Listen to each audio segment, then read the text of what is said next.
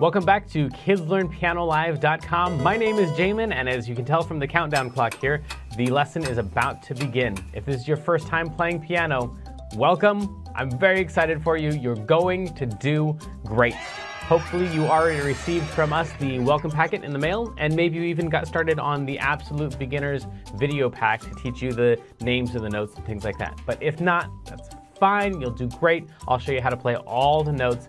And if I'm going too fast for you, you can always pause the video or rewind it and go over the more difficult parts. You can always pause the video or rewind it and go over the more difficult parts.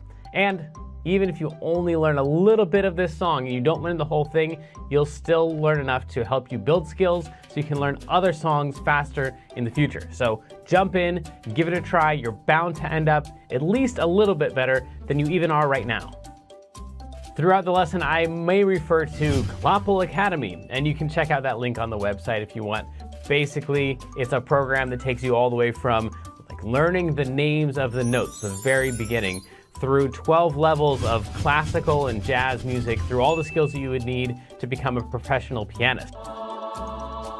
So you would learn all the same stuff that you would learn if you're taking regular traditional piano lessons, probably plus a little bit more, but it takes about 5 to 10 years to complete.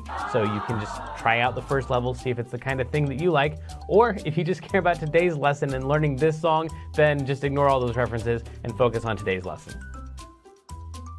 If you're watching this at LearnPianoLive.com, there should be a PDF and an MP3 button right next to this video. The MP3 is a play-along track that you can use to practice more after the lesson, but a lot of students like to print out the PDF right now so they have it during the lesson. Careful, it could be up to like 30 pages, so just find the couple pages that you want and print those out. If you decide not to, that's fine. I'll show you all of the notes on screen as we go through it. And we will be going through 5 different levels of this song that all use the same play-along track. So even if you've never played piano before, you'll still be able to do level 1. And then as we go through level 2, 3, 4, and 5, then when we use that same play-along track, you just keep playing your same version.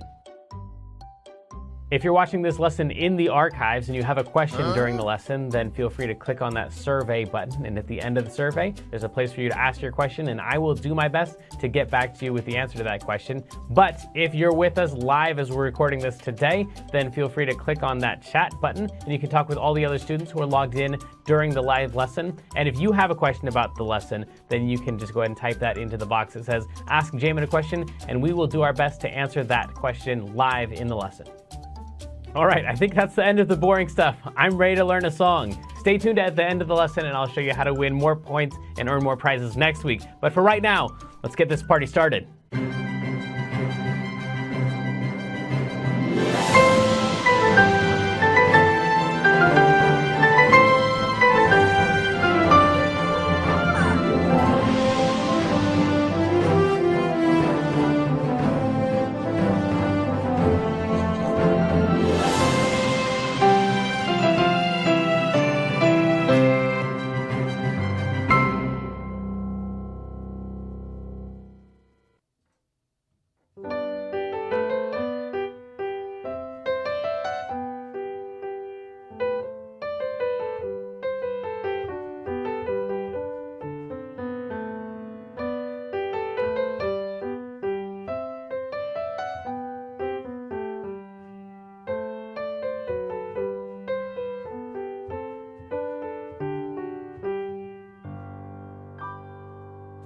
You've probably heard that before.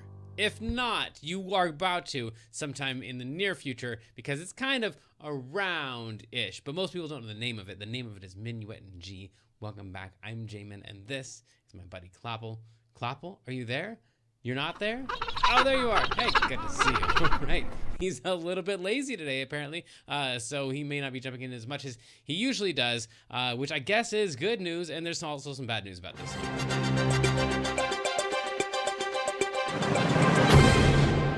Okay, so the good news, let's start with the bad news. Let's get the bad news out of the way. It's really long. It looks really, really long. The good news, though, is that it's not really long. It's actually kind of short-ish, but it just repeats. So if we take a look just at this whole big thing, this section right up there is almost looks exactly the same as this section down here.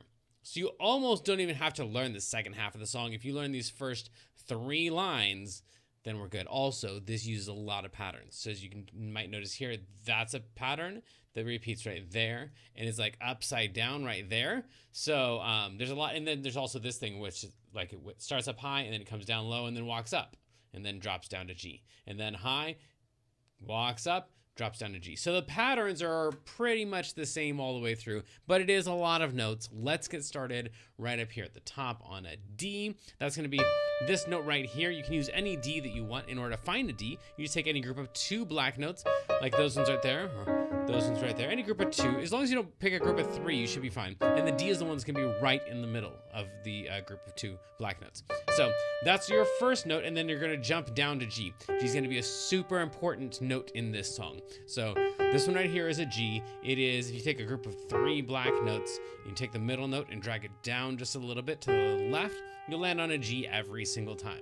So the first 2 notes of the song are a D and then a G. Try that again. A D and then a G. You might have to go back and re-figure out where was that D again and where was that G. So you might want to even use 2 hands like that and just kind of keep track of where those notes were.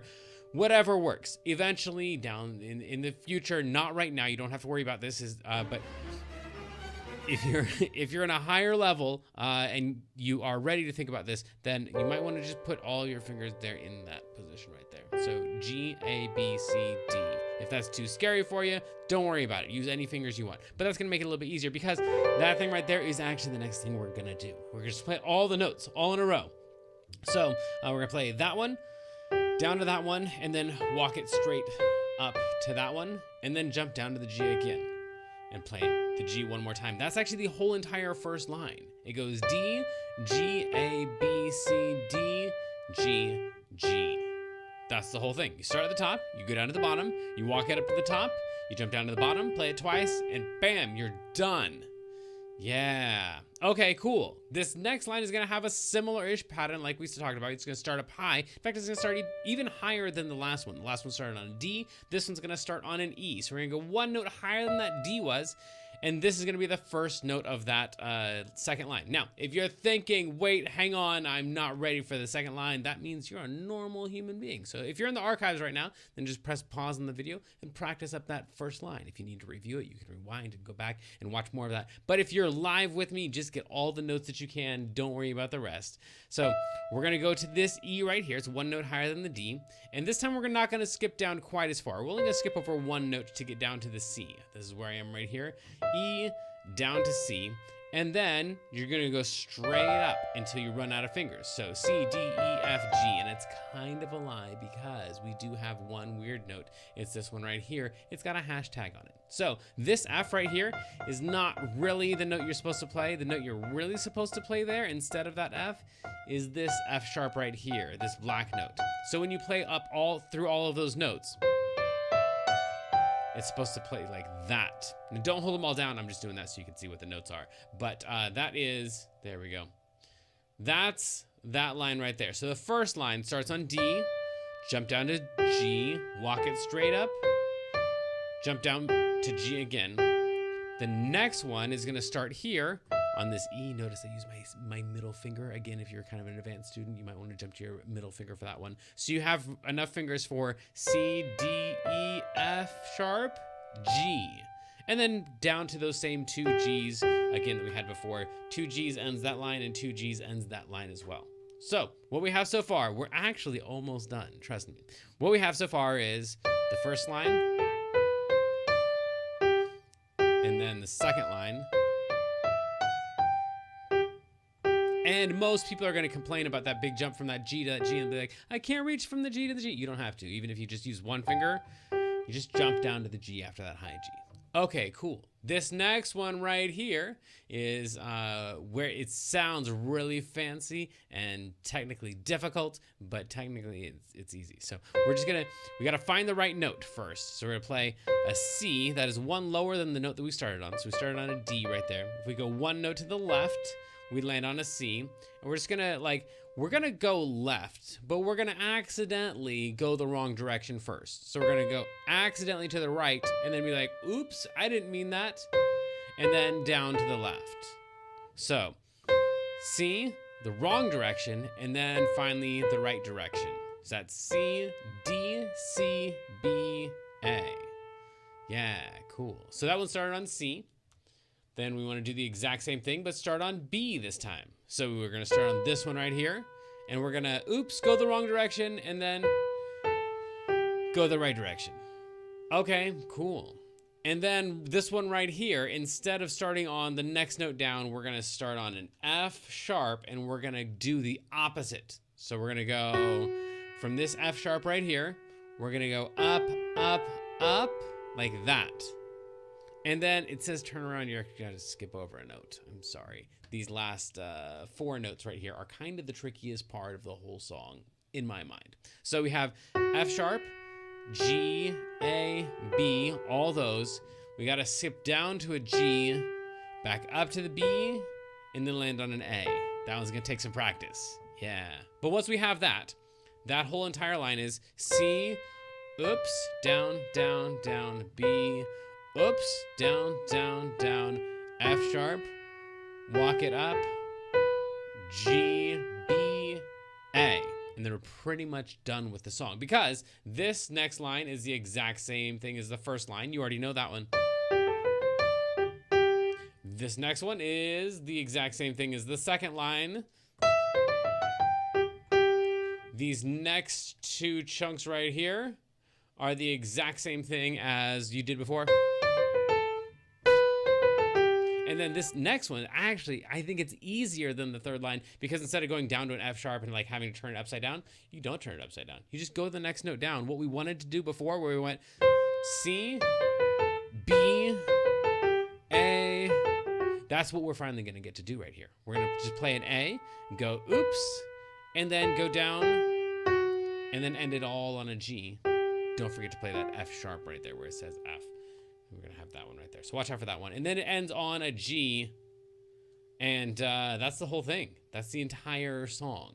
So right now, let me play the whole entire thing for you, the way it'll sound eventually down the road when you've practiced it a whole lot.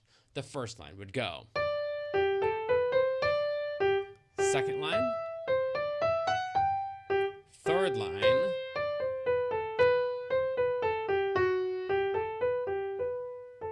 Next line. Next line. Last line.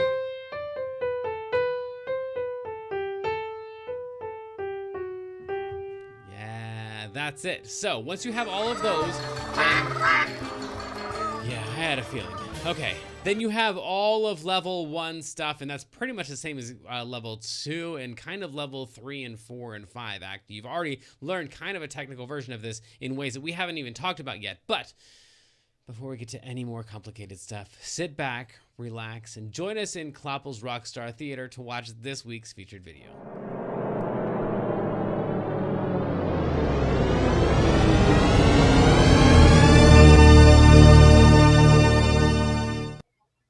I see fire inside the mountain. I see fire burning the trees. I see fire hollowing souls. I see fire blood in the breeze. I hope you will remember me.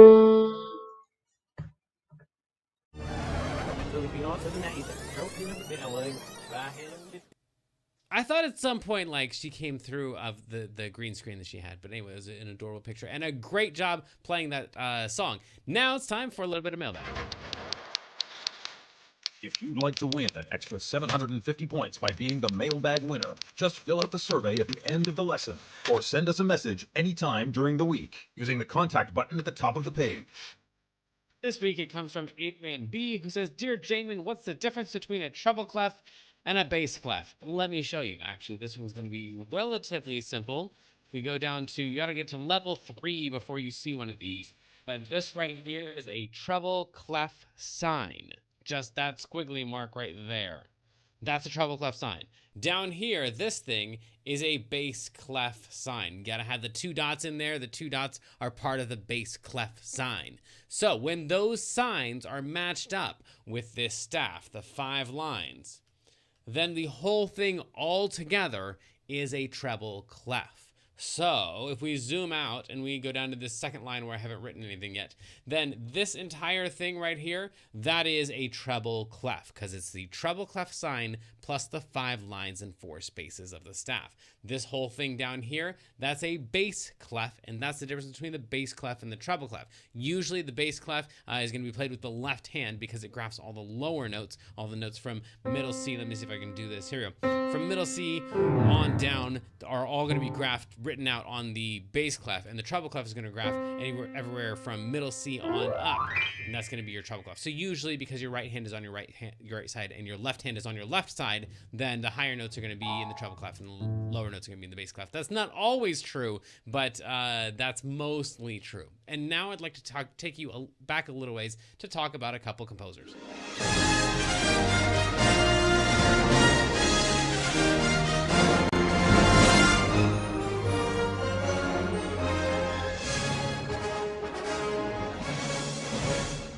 And this first one is Felix Mendelssohn. Felix Mendelssohn wrote a lot of really important songs, including all the ones you see listed there. Hark the Herald, The Wedding March, Prelude to Midsummer Night's Dream, and A Song Without Words. Yes, that's the name of the song. So go check out some Felix Mendelssohn. You can just YouTube any of those songs there, and you probably heard them before. And I also want to tell you about this composer right here, Stan Getz. Stan Getz is even more important to me personally. He played the tenor saxophone. He played a lot of jazz, and you've probably heard him play, actually. There's a song called Girl from Ipanema that is in the Minions movie and a billion other movies. There's also one called Desafinado. Check out Stan Getz. Both of them have birthdays this month, as do some of our students, and I'd like to wish all of you a happy birthday.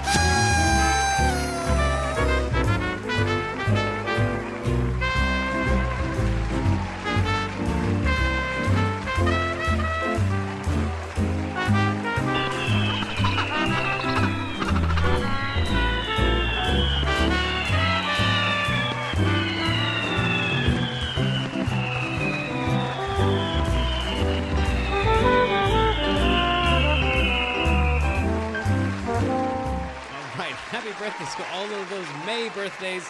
You know what? We've been doing a lot of work here. Let's play again.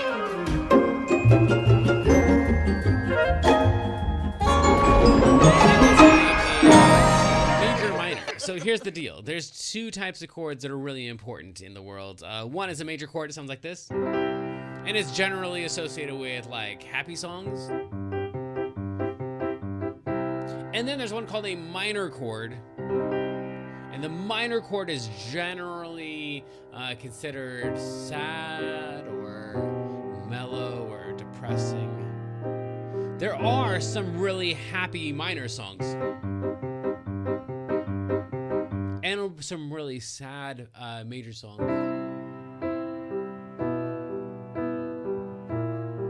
So, major doesn't always mean happy and minor doesn't always mean sad. But this sound right here, That's major, and this sound right here, that's minor. I'm gonna play you a chord, and you're gonna try to tell me in the chat, or if you're playing along in the archives, then you can just guess out loud. What kind of chord is this one right here?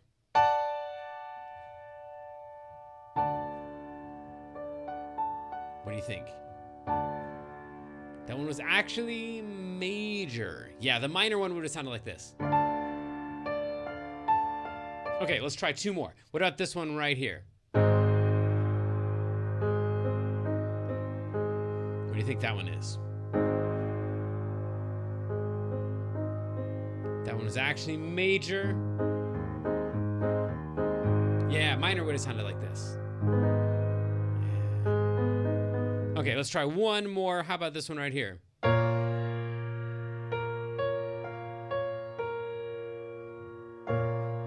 Ideas? Check in the chat. This one was minor. Yeah, the major one would have sounded like this.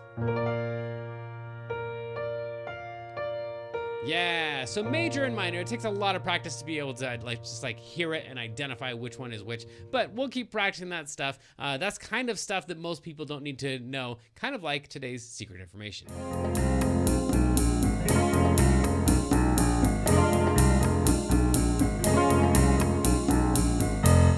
Secret information. And today, in our top secret information folder, we have the information that this one actually is pretty secret. This song is usually attributed to a guy named Bach. Bach, yeah. And so people are like, oh yeah, Minuet in G, that's by Bach.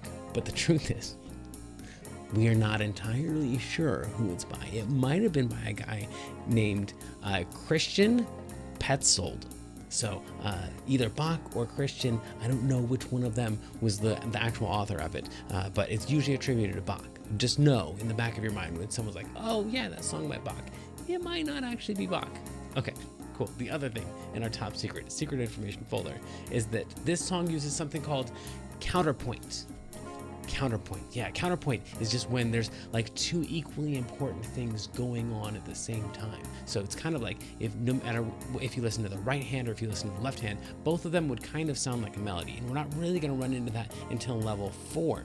We can tell by the movement in the left hand, like how often it moves. And then over here, we got more movement over there. If the left hand is moving a whole lot and there's only one note in each hand, usually that's something called counterpoint. And Bach was really famous for counterpoint, which is why probably this song is attributed to him pretty frequently. That's the end of our secret information, except for who won the art contest. Maybe it was you.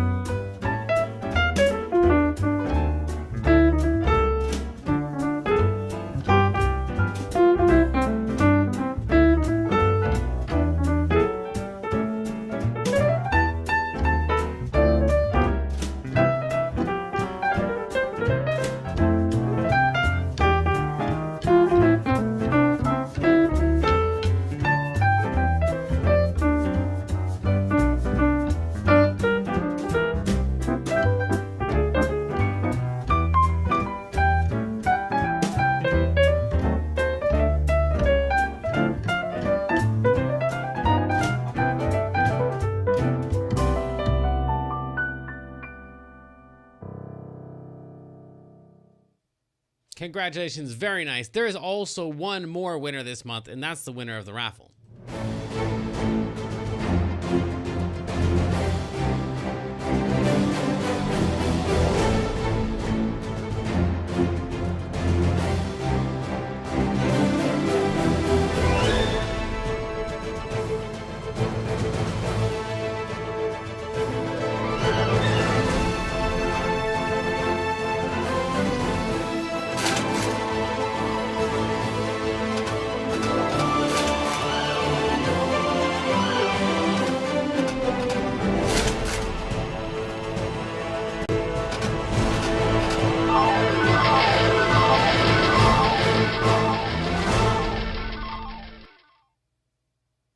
right, congratulations. Let's move on to level 2. Transitioning to level 2. This may be confusing to level 1 students, so please continue to practice the level 1 version.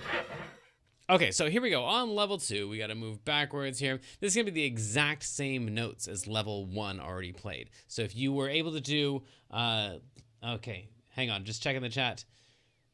Okay, cool. Yeah, so it looks like our there was some glitch on YouTube, but we're back to good again, I think.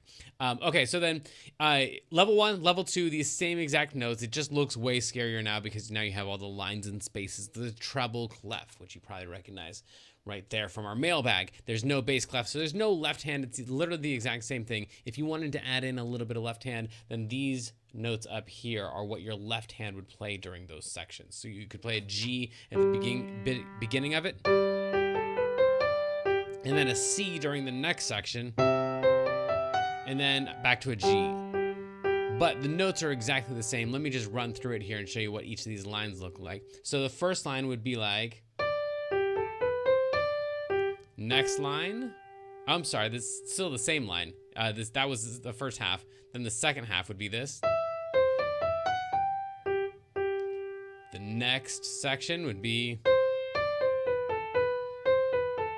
and then the last section of that. And then we have, again, in the next line, this is the beginning part again. And then the last section, last line would be,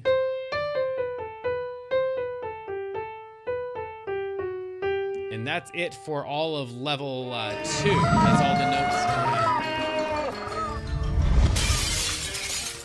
All right, if that is the end of level 2, let's go on to level 3. Transitioning to level 3. This may be confusing to level 1 and 2 students. Please continue to practice your own level. Okay, so on level 3, what we have is just the same thing that was on level 2, except now it's official, you're supposed to play it, and now it's written in the bass clef, so you can tell it's the left-hand notes. Now these letters are written in for you still here, so you can see that that one says that's supposed to be a G, but in level 4, they won't be written in for you, so you should probably start getting used to seeing those notes and just knowing what they are. You'll notice in the right hand, in the treble clef, those notes are no longer written in for you. You just have to know that, for example, this space is F, and this space is A, and this space is C, and this space is E, and yeah, that spells face, which is something that you learn in Clapple Academy level 2, 1, I think. And so this one would be a D right here. But anyway, enough of that. Level 3 people are wondering what this is gonna sound like. I'm gonna try to play all of the left hand and right hand notes and scroll through as we go and call out what I'm doing. So it starts on a G, then it's gonna go to a C, then it's gonna go to a G in the left hand. It would sound like this.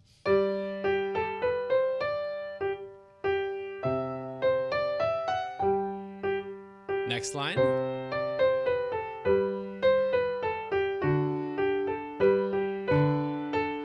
That's probably the trickiest one, maybe of the whole entire song. You got a D and then a G and then a D. So those are kind of break the pattern of the rhythm. And then we have the last line, which is actually, I'm sorry, this is the last 2 lines. This is actually easier than the first 2 lines because we don't have that tricky thing at the end.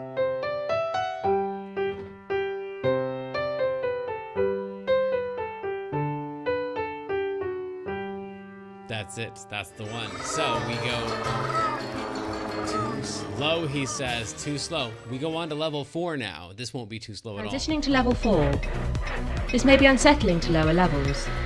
Please continue to practice your own level. As far as I know, this is like the official, real, okay. Just checking the chat. We're not laggy. Good. Yeah, so the sight reading thing is a challenge. I agree with you.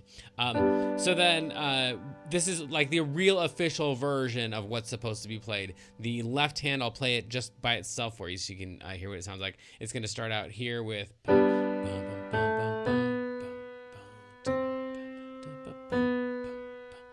this part's pretty much the same, but then right here goes...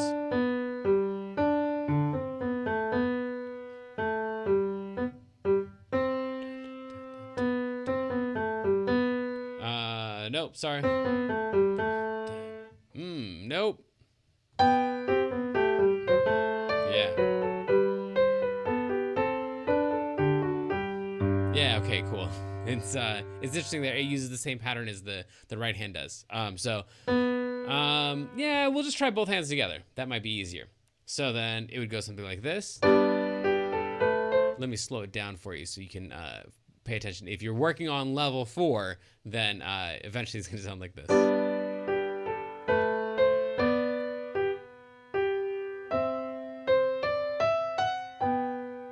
Next line. This part right here is tricky.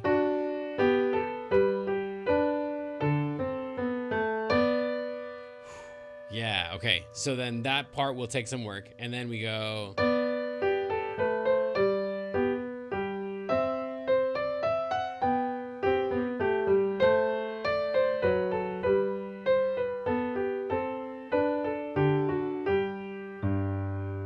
Yeah, that'll take some work, but that is like the official real version, and that's how it would sound if you played all the notes that Bach or that other dude wrote out. So let's check this thing out in level 5. Transitioning to level 5. This may be terrifying to lower levels.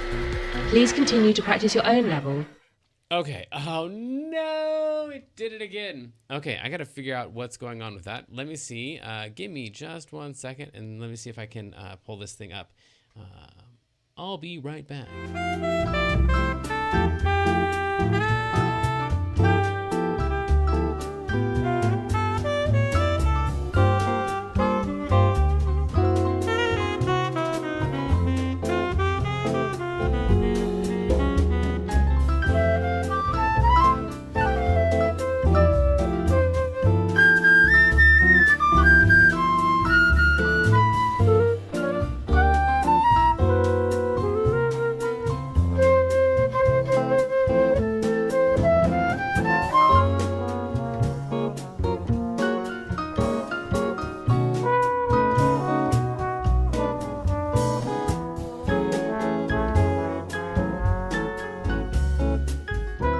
So this looks a little bit funky and not like it's going to look on your PDF, but these numbers are going to be right here. So this is like the editing tool, but anyway, didn't want to try to re-export it. So if you're in the archives, it does not look exactly like this. It just looks way, way simpler like it usually does on level 5. But these are the numbers that we're going to use, and the key up here, that key is the key of G. So usually we play in the key of C, meaning that this note, C, there we go. That note C we count as number 1, and we go 1, 2, 3, 4, 5, 6, 7, 1.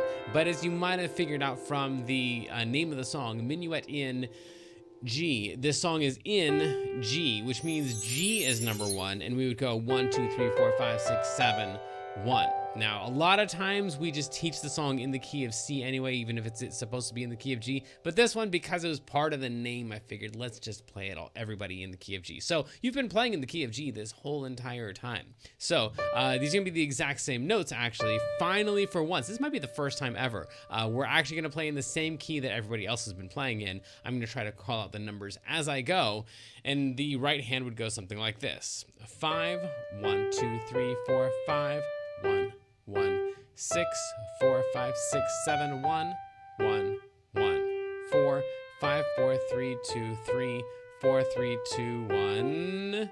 Scroll down. 7, 1, 2, 3, 1, 3, 2, 5, 1, 2, 3, 4, 5, 1, 1, 6, 4, 5, 6, 7, 1, 1, 1, 4, 5, 4, 3, 2, 3, 4, 3, 2, 1, 2.